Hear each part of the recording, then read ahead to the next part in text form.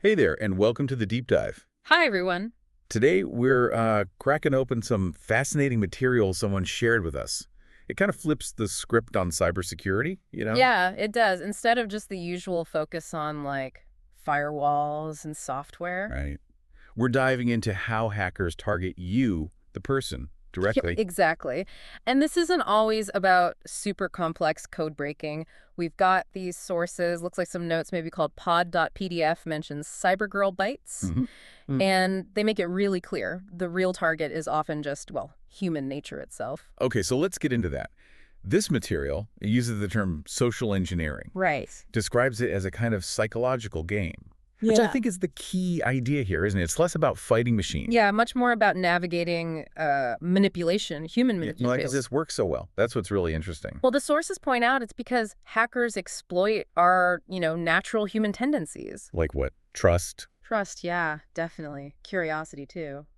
And how we react under pressure or when something feels urgent. Urgency. Right.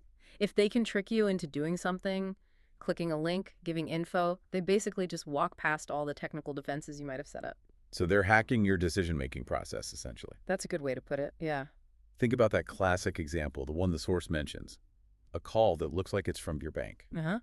Your phone even shows the bank's real number sometimes. And the voice sounds professional, right? Yeah. They say there's some urgent, suspicious activity on your account. Instantly you feel that jolt of panic or pressure. And that emotional reaction is exactly what they're banking on. They want you to bypass your normal caution. That feeling of urgency is so key. It just makes you want to act fast, maybe skip the critical thinking part. Which explains why things like phishing emails or those fake job offers, or even the urgent tech support needed calls can be so effective. Yeah, the material really emphasizes that hackers are basically actors. They're playing a role, building this plausible scenario just to get you to let your guard down for a second. And we saw this incredible, almost unbelievable example in the sources. Remember that story? The multi-million-dollar company. Oh, yeah. They didn't get hacked because of weak servers or anything like that. No, not at all. They got hit because one person pretended to be someone else. It was ridiculously simple, actually. Tell us about it. So the material says this hacker used a totally fake free email address, something like john.hr@gmail.com, Okay. and sent an email to an intern asking them to click a link for a new onboarding document. Intern, wow, just one click. One click, that was it. According to the source, that single action gave the hackers access to internal tools, cost the company millions. All because of trust and a simple trick, not some super complex software vulnerability. It just hammers home the point, doesn't it? Your brain, your awareness, that's your primary defense mechanism. So how do we strengthen that defense? The sources actually offer some practical stuff, framing them like layers of armor for your mind. Right. The first one is simple but really critical. Stop. Think. Verify. Okay, break that down. Stop means just pause. Yeah, pause before you click, before you share info. Especially if a request feels urgent, don't just react. Think about it. Does this make sense? Did I initiate this contact? And then, crucially, verify it independently. So if someone calls claiming to be from your bank or, I don't know, Microsoft, Hang up. hang up. Find the official number yourself, go to their actual website, not from the email, and call them back. Don't ever use the number they gave you. Good tip. What's another layer? Look deeper. The material suggests hovering your mouse over links and emails without clicking. The hover trick. Yeah, the text might say, click here for bank login, but when you hover, you see the actual web address, the URL.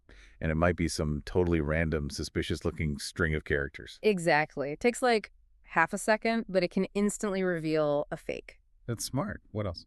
A really strong defense they push is multi-factor authentication, MFA. Right, like needing a code from your phone after you type your password. Precisely. Think of it like needing 2 keys instead of 1, even if a hacker somehow tricks you into giving up your password through this social engineering stuff. That second factor, the code from your phone or app, blocks them. It adds that essential second check. It's a huge barrier. The material had a great bonus tip too, didn't it?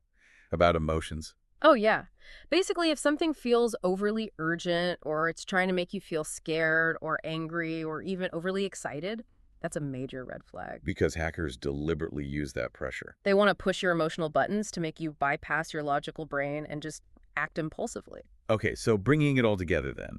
The main takeaway from all this material seems to be Yes, technical security is important, but But your human decision-making, that's often the most frequent point they attack. It's the vulnerability. so understanding the psychology behind these attacks, that's your most powerful tool, really. Absolutely. It's not about being paranoid all the time. No, not at all. It's just about being aware.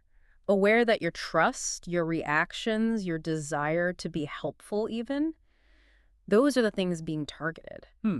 And isn't that fascinating when you think about it? I mean, really internalizing that idea that your own sense of trust and vulnerability is the bullseye. It fundamentally changes how you look at every interaction online, doesn't it? It really does. Every email, every message. Yeah. It prompts you to constantly, maybe just subtly, question the source, the motive behind the request. Definitely something important to carry with you in this digital world. Food for thought.